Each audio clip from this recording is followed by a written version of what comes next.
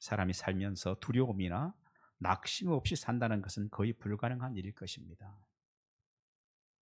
오늘 본문의 주인공인 다윗도 자신을 대적하는 자들 때문에 두려움과 낙심하는 마음으로 늘 짓눌리는 일들이 참 많았었습니다.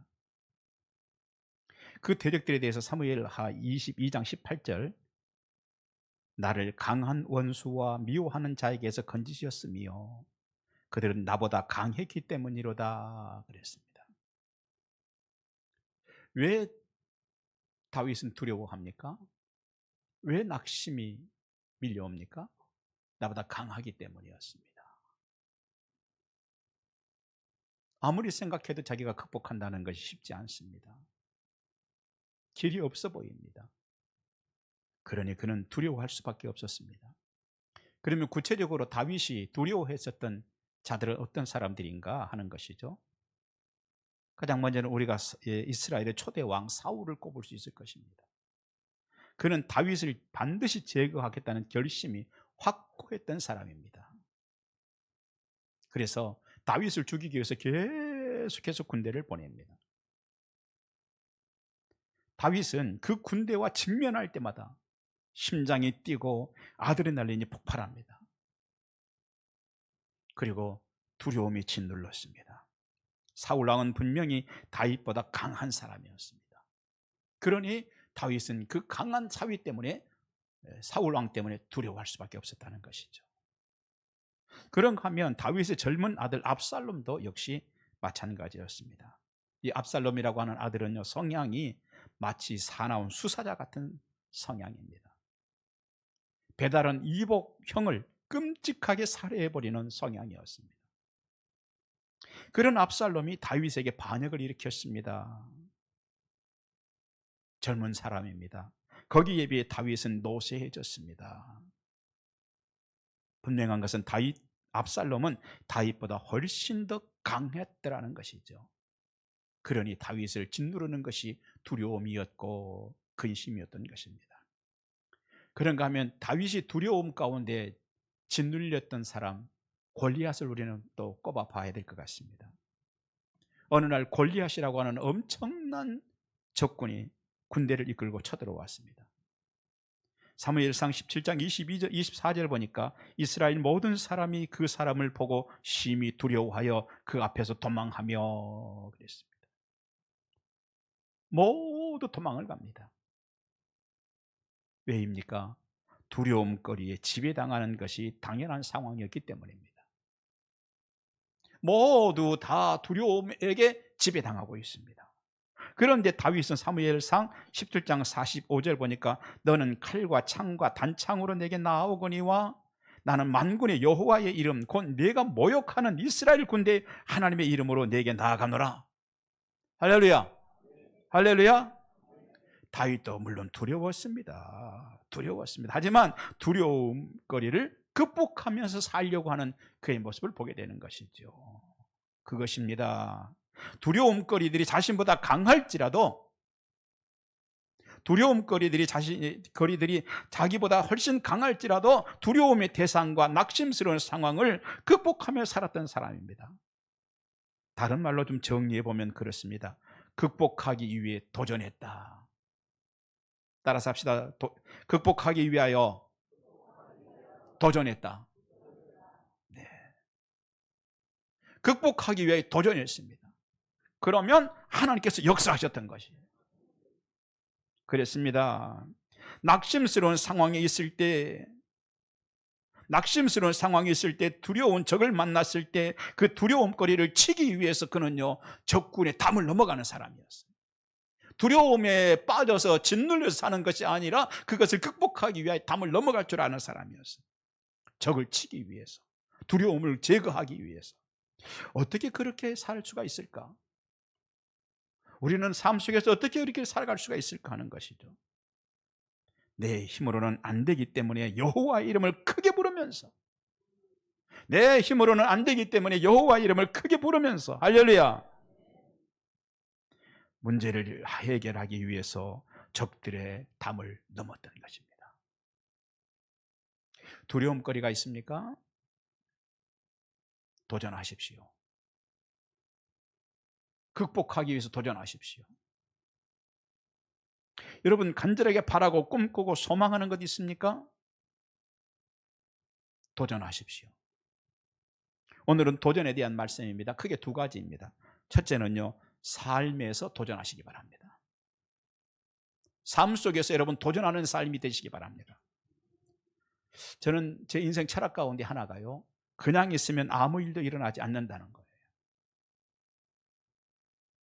그냥 있으면 아무것도 일어나지 않습니다. 지금 한국교회 상황을 보면서 그냥 있으면 20년, 30년, 50년 후에도 아무 일도 일어나지 않는다. 그러니 무엇인가 움직여 봐야 한다. 그래서 신학대학교 학생들, 총학생회장들 전체 신학대학교 연대해서 우리 분명한 내일을 향해서 달려가 보자. 무엇인가 꿈꾸자. 그리고 우리가 무엇인가 새로운 길을 가보자. 지금 모임을 갖고 있습니다.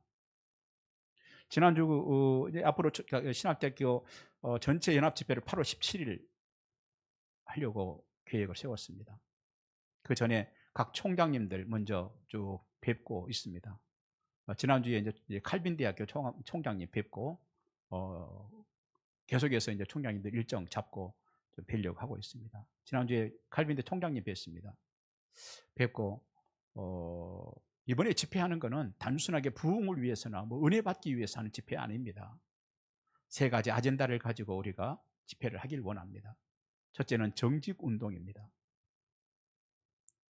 신학대학교 다닐 때 정직에 대해서 고민하지 않고 거짓말하지 않는 것을 몸에 배이도록 고민해 보지 않고 목사가 된다면 위험한 것 아니겠는가?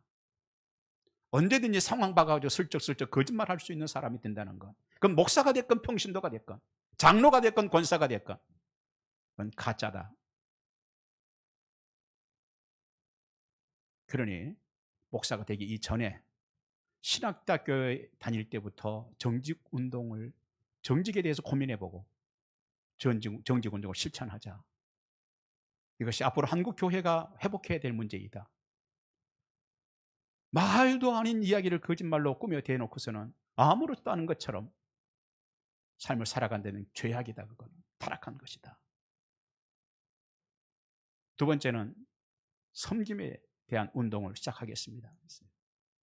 말만 좋은 예수 믿는 사람들, 설교만 잘하는 목사 말고 평신들도 마찬가지입니다. 그저 논리적으로 이론적으로 말만 좋은 그리스도인 말고 정말 힘들고 어려운 사람들을 볼 때, 병든 사람들을 볼 때, 담임 목사부터 연약한 자들을 볼 때 그들을 돌아보려고 해야 한다. 그들을 섬기려고 해야 한다. 삶으로 섬겨야 한다. 성도들도 마찬가지다. 그래서 그걸 신학대학교 다닐 때부터, 신학생 때부터 섬김에 대해서 진정으로 고민해 봐야 되지 않겠느냐. 그 운동을 실천하고자 한다. 시작하고자 한다.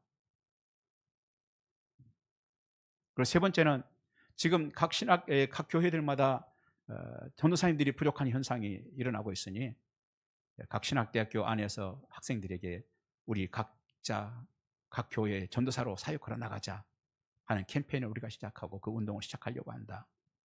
말씀을 드렸어요. 그랬더니 총장님께서 너무 동의하시면서 그렇습니다. 바로 그 세 가지가 오늘 이 시대의 요청입니다. 신학생들에게만 요청되는 게 아니라 이게 우리 21세기를 살고 있는 한국 교회의 성도들에게 요청되고 있는 시대적인 요청입니다. 신학생들과 목사님들에게 요청되는 게 아니라 모든 성도들에게 이 사회가 그걸 요구하고 있고 그걸 기대하고 있다는 거예요. 그러면서 앞으로 총장님들 모임들 있을 것입니다. 또 앞으로 내가 만나는 많은 분들 만나게 될 것입니다. 그때 이제 한국에서 누군가 이 일을 시작해야 되는데 이제 목사님께서 이 일을 시작하시는 것 같아 너무 감사해요.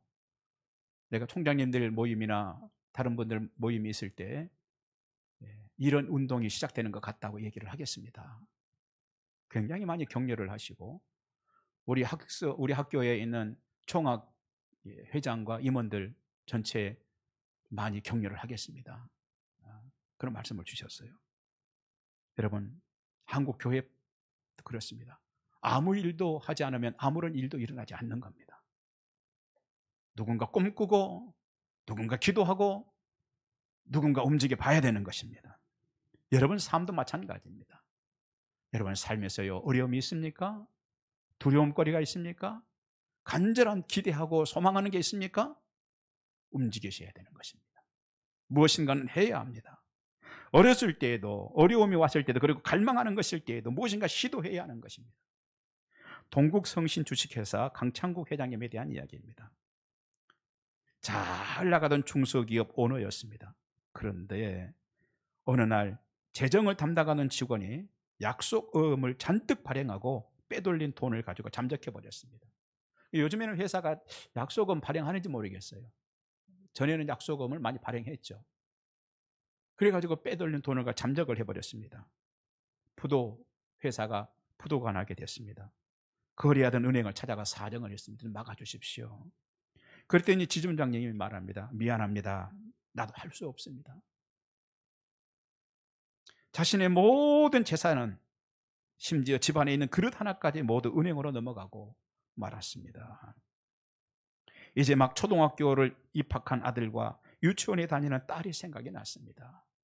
아이들이 충격을 어떻게 이겨낼까? 아이들이 어떻게 살아갈 수 있을까? 미안한 마음이 들었습니다. 그래서 마음속으로 뜨겁게 아이들에게 얘들아 미안하다 미안하다, 아버지 잘못 만나서 미안하다, 낙심이 밀려옵니다. 차라리 세상을 떠날까? 아이들과 함께 세상을 뜰까 차라리. 그런데 그때였습니다. 지금은 캐나다로 이민 간 친구가 권면을 합니다. 그러지 말고 인생의 위기는 곧 기회가 함께하는 것이니 새로운 계기를 만들어 봐라. 예수를 믿어라. 교회 나가봐라. 권면을 자꾸 합니다. 그 권면에 못 이겨서 교회에 갔습니다. 그리고 깜짝 놀랐습니다. 교회 가서 보았더니 늘 평상시에는, 그전에는 교회에 대해서 어떤 생각을 가지고 있었냐면 별로 할 일 없는 사람들이 쓸데없이 모여가지고 있는 곳이 교회 아닌가 그렇게 생각을 했었는데, 가서 보고는 자기보다 더 훌륭한 사람들이, 정말 멋진 사람들이, 사회적으로 엄청난 영향력을 미치는 사람들이 교회에 나와서 교회를 출입하고 와서 예배를 드리고 뜨겁게 찬양을 하고 기도하는 모습을 보고 충격을 받았습니다. 아니, 저런 사람도 교회에 오는구나. 그런 사람들도 의지할 때가 다 필요했던 거로구나. 그래서 그가 예수님을 받아들이고 신앙생활을 하기 시작했습니다. 어느 날 기도원에 올라갔습니다. 그리고 회사가 부도 났을 바로 그때에 너 그렇게 매달려 본 적이 없었는데 통곡을 하면서 하나님께 매달립니다. 하나님 기회를 주십시오. 하나님 다시 한번 회복할 수 있도록 해주세요. 번곡하면서 매달립니다. 그런데요, 그런다고 해서 하늘에 불이 떨어진 것은 아니었습니다. 그런데 이 전과 달라진 것이 생겼습니다. 그것은 자기 생각의 변화가 찾아왔다는 거였어요. 어떤 생각이 있느냐? 이 시련은 하나님께서 뜻이 있어서 주신 것이니 하나님의 인생 시험에 먼저 합격하자 하는 생각이 변하기 시작했습니다. 여러분, 여기서 우리가 뭘 발견합니까? 생각의 변화도 기도하는 사람에게 일어나는 거예요. 생각의 변화도요, 기도하는 사람에게 일어나는 거예요. 그분은요, 이미 늦었지만 그때라도 후회하면서 이제 무엇인가를 다시 한번 생각해보고 점검해보기 시작합니다. 내 회사의 정신이 무엇이었을까? 무언가 잘못되어 있었구나. 그리고 실패 원인들을 분석합니다. 먼저 기업 정신부터 돌아봅니다. 대기업들은 정확한 제품을 만들기 위해서 몇 번이고 확인하고 또 부시고 또 확인하고 또 부시고 또 이렇게 해서 대기업의 생명은 정확함이라는 것입니다. 그렇다면 중소기업은 신속함으로 승부를 봐서 정확함으로 승부를 볼 수는 없다는 거예요. 대기업을 따라갈 수는 없다는 거예요.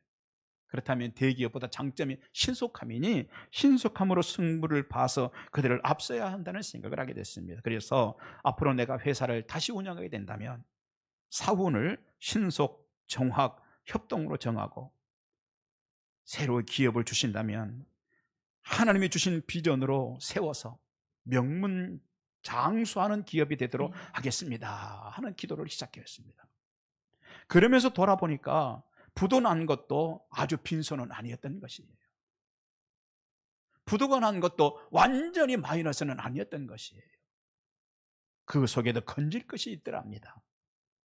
참으로 값진 자신의 생각을 바꾸게 되는 것을 건지게 됐다는 것입니다.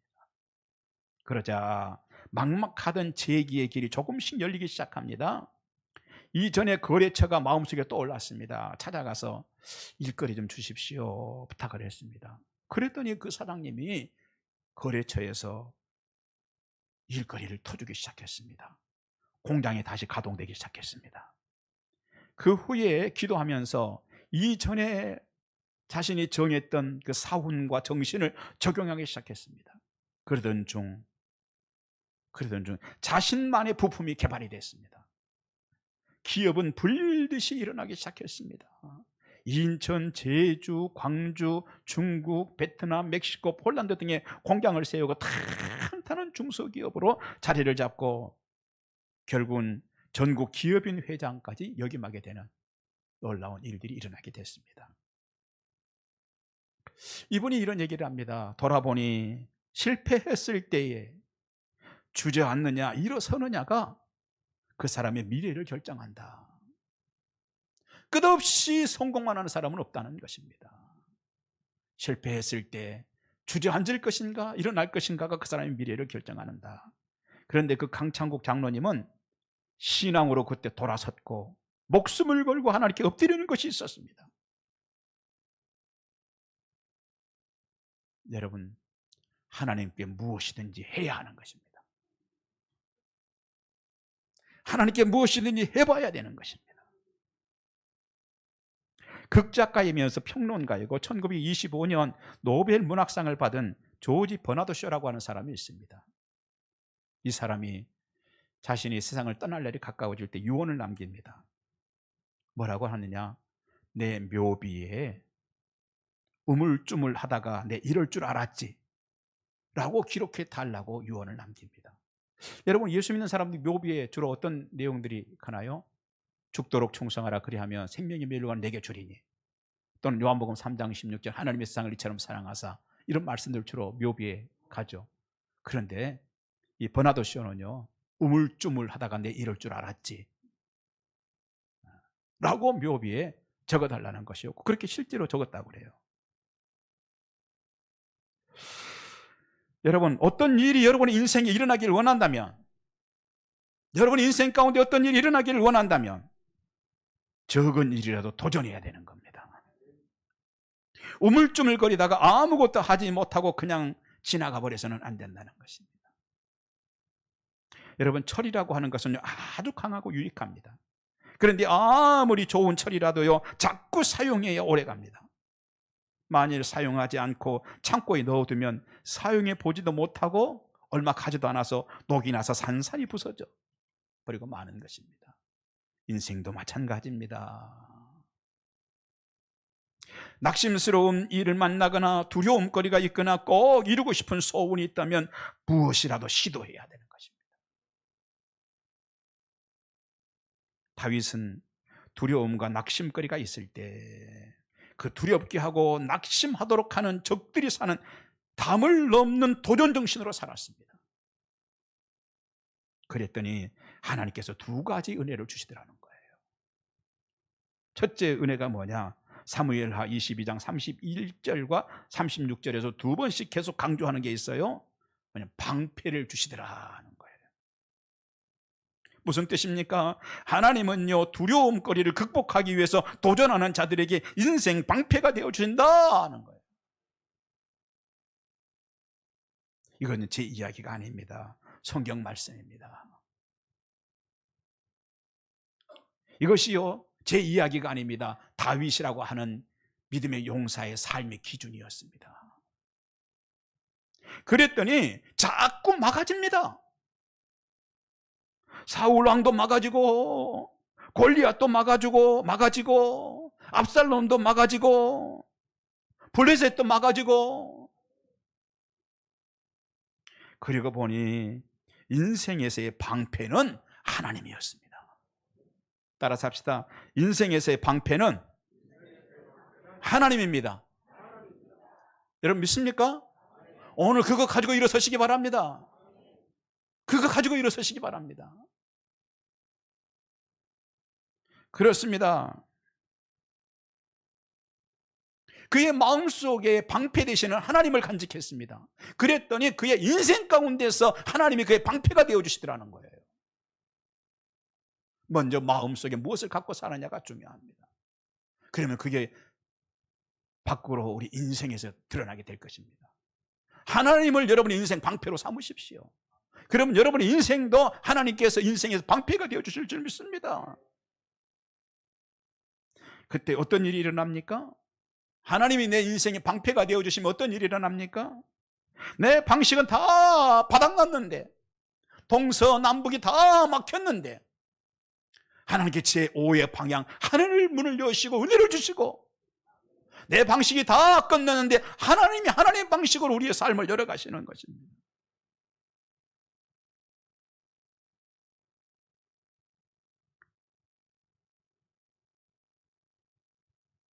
그래서 그래서요, 예수님께서 이런 말씀하셨어요. 내가 곧 길이요 진리요 생명이다. 예수님께서 내가 곧 길이다. 하나님께서 인생 방패를 하나님으로 삼는 사람에게 길을 내어주시고 인도해 주실 줄 믿습니다. 그래서 사무엘하 22장 31절 보니까 그는 자기에게 피하는 모든 자에게 방패시로다. 하나님께 피하는 모든 자들에게 방패시로다. 하나님이 방패이십니다. 그렇다면 여러분, 질문을 하나 드리고 싶어요. 여러분 인생 방패가 정말 있습니까? 여러분 정말 하나님을 인생 방패로 삼습니까? 그 방패를 내 것으로 장착하는 하늘의 방식이 있어요.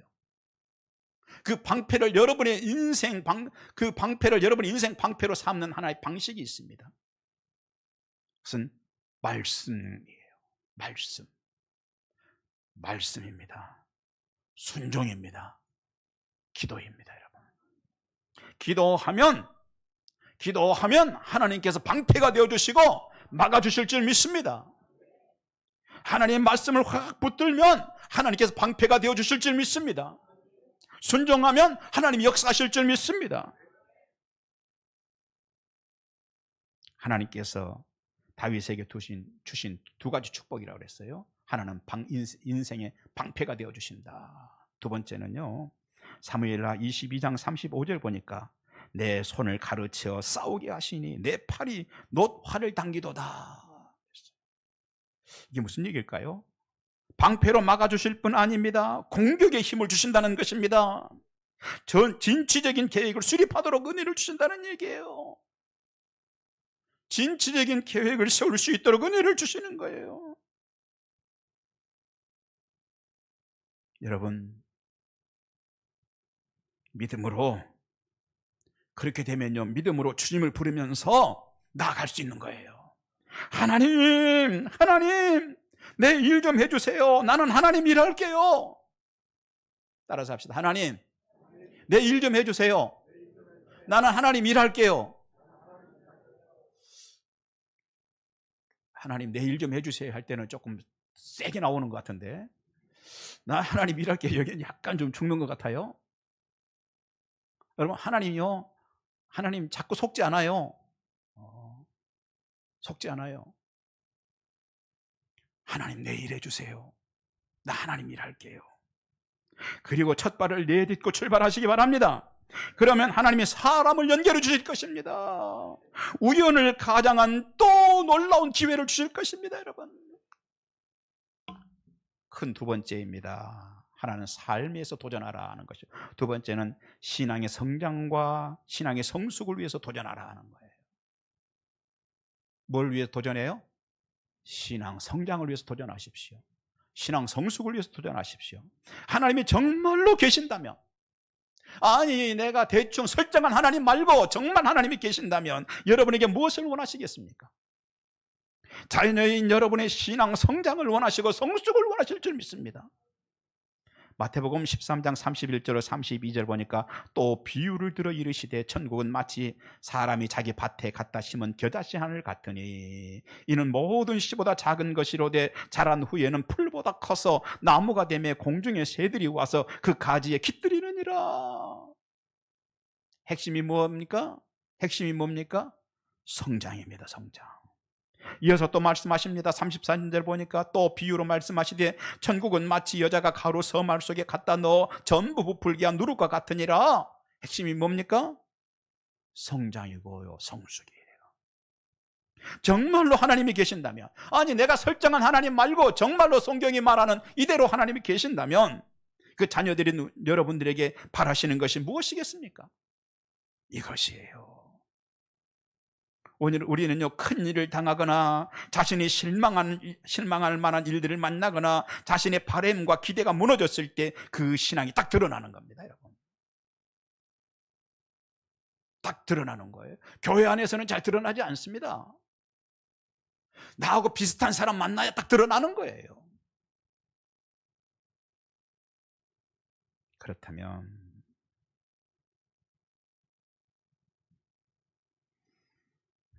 우리의 신앙은 성장과 성숙이 이루어지고 있는가? 내 신앙은 성장하고 성숙해져 가고 있는가? 도전하시기 바랍니다. 도전하십시오, 여러분. 신앙이 성장하면 어떤 단계에 이릅니까? 어떤 일을 당할 때 힘이 세지는 거예요. 그래서 능력도 나옵니다. 권세도 나옵니다. 그래서 정말로 성장하고 성숙하는 것은 무엇입니까? 단지 힘만 세지는 게 아닙니다. 우리 조선말로 말해서요, 속이 든다고 그래요. 속이 드는 거예요. 성장하고 성숙하면. 그런 일이 일어나죠. 그 일은 하나님이 계시는 것으로부터 시작하는 겁니다. 내가 나름대로 내 나름대로 열심히 한다고 거기서부터 시작되는 게 아니라요, 하나님이 계시는 것으로부터 시작되는 거예요. 내가 어느 부서에서 무엇을 하고 내가 이렇게 하고 저렇게 하고 여기에서 시작되는 게 아니라 하나님이 계시는 것으로부터 시작되는 거예요. 그리고 그 하나님이 나를 사랑하여서 십자가에 의해서 죽으셨다는 것으로부터 시작되는 겁니다. 그렇게 되면 아버지의 마음을 헤아리기 시작해요. 조금이라도 하나님을 기쁘게 하고 싶은 소원이 생기는 것입니다. 그것에 대해서 빌립보서 2장 13절 너희 안에서 행하시는 이는 하나님이시니 자기의 기쁘신 뜻을 위하여 너희에게 소원을 두고 행하게 하시나니, 하나님은 자신이 기뻐하시는 것을 우리가 소원으로 품고 행하도록 하신다. 하나님의 사람들은요, 하나님이 기뻐하시는 것을 자신의 소원으로 품을 줄 아는 거예요. 여러분, 소원이 무엇입니까? 냉정하게 여러분의 소원이 무엇입니까? 뭘 기대하고 있습니까? 그 속에 하나님이 기뻐하시는 것이 있습니까? 하나님의 사람은요, 하나님이 마음 아파하는 모습이 자신에게 보일 때 하나님 나 실망하실 거야, 하나님 나보고 마음 아파하실 거야, 이런 것이 있을 때 괴로워하고 슬퍼하는 거예요. 때문에 나는 하나님 마음을 어느 정도 헤아리고 있는지 당장 알아볼 수 있어요. 나는 어느 정도일까? 당장 알아볼 수 있습니다. 하나님의 기쁨이 나의 기쁨인 것이 어느 정도인가? 여러분, 어느 정도입니까? 하나님이 기뻐하실 만한 일이 나에게 그게 기쁨이 되는 게 어느 정도인가? 이거 보면 내가 어느 정도 성숙한 사람인지 내가 성장한 사람인지 당장에 알 수 있습니다. 이거. 하나님의 아픔이 나의 아픔인 것이 어느 정도인가?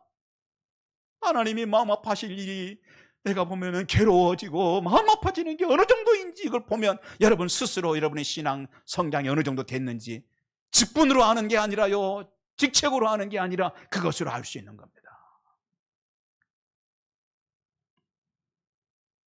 성경에서 말하는 인간의 타락이 무엇입니까? 이것이 희미해지는 게 타락이에요. 하나님이 기뻐하시는 게 내 기쁨거리가 아니야. 나하고 무슨 상관이 있어 그게. 하나님이 아파하시는 것이 내 아픔거리가 아니야. 인간의 타락이에요 그게. 왜 우리는 신앙 성장을 갈망해야 합니까? 내가 사랑하는 내 아버지께서 간절히 원하시기 때문에. 나를 사랑하시는 내 아버지께서. 그저 이웃집 전능하신 아버지 하나님께서, 내 아버지라고 소위 말은 하지만 나는 모르겠는데 전능하신 하나님이 나에게 원하시는 게 아니라 내 사랑하는 아버지께서 원하시기 때문에. 그것이 진정으로 하나님이 받으시는 영광인 거예요. 헬라어의 영광이라는 말은 독사인데, 멋진, 오늘 찬양대 우리 찬양 참 잘했어요. 찬양 나쁘게 해도 된다는 얘기는 아니에요. 잘 들으세요. 잘 새겨 들으세요. 대충 해도 된다는 얘기 아니에요. 멋진 화음과 꾀꼬리 같은 노래가 아니에요.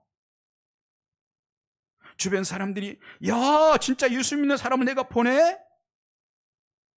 생활 속에서 주변 사람들이 자연스럽게 조금이라도 남다르게 내가 살고 있다는 것을 평가해 주는 것이, 그때 거기서 올라가는 것이 하나님께 영광이라는 거예요. 그것은 하나님의 아픔이 자신의 아픔이 되는 사람을 통해 가능합니다. 하나님이 기뻐하시는 것이 나의 기쁨이 되는 사람을 통해 가능합니다. 이제 그런 신앙 성장과 성숙을 위해서 도전하시기 바랍니다. 할렐루야. 도전합시다 우리. 그리고 그리고 이 적은 것이라도, 목사님 그런데요, 실제적으로 뭐 좀 한번 얘기해 봐줘요. 네, 내가 큰 덩어리를 얘기하고 아주 적은 것들, 실제적인 것들 조금 말씀을 드릴게요. 부정적인 말이라도 버리겠다고 도전하시기 바랍니다. 입에 따라서 입 손을 다 들으세요. 오른손을, 왼손 말고 오른손을 따라서 입, 부정적인 말은 내지 않겠습니다. 부정적인 말 내면 얼마나 재미있는지 몰라. 아주 깨맛이야 깨맛. 거기에 습관되지 않도록 하세요. 주여, 내 부정적인 말은 입 밖에 내지 않겠습니다. 이거 도전하십시오. 이건 작은 거예요. 그렇죠? 금년 1년은 절대 예배를 빠지지 않겠다고 도전하시기 바랍니다. 또는 매 예배마다 맨 앞자리라도 앉겠다는 도전이 있으시기 바랍니다. 이게 보면요, 앞자리에 앉는 분들은 앞자리에 앉고 뒷자리에 앉는 분들은 뒷자리에 앉아. 앞자리가 아무리 비어도 절대 뒷자리에. 네. 여러분, 될 수 있으면요, 앞자리가 금자리래. 그 다음 무슨 자리일까요? 금, 은? 네. 작은 것 실천 한번 해보세요. 또는이에요. 시간을 정하고 기도하겠다고 도전하시기 바랍니다. 그런 신앙의 도전은 여러분이 걸어간 걸음이 의미 있고 가치 있도록 해주실 것입니다. 기도합시다. 하나님 감사합니다. 문제와 근심 속에 짓눌리며 살지 않게 하여 주옵소서. 신앙의 도전도 있게 하시고 삶에서 도전을 하게 하여 주옵소서. 예수님 이름으로 기도합니다. 아멘. 복음